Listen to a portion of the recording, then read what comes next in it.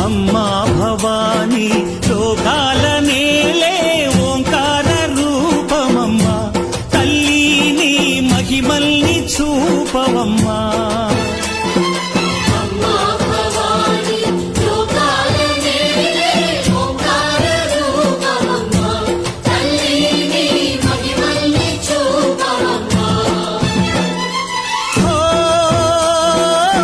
సృష్టికే దీపమా, శక్తికే మూలమా, సింహరథమే నీదమ్మా. అమ్మ దుర్గమ్మ భక్తులను దీవించుమా.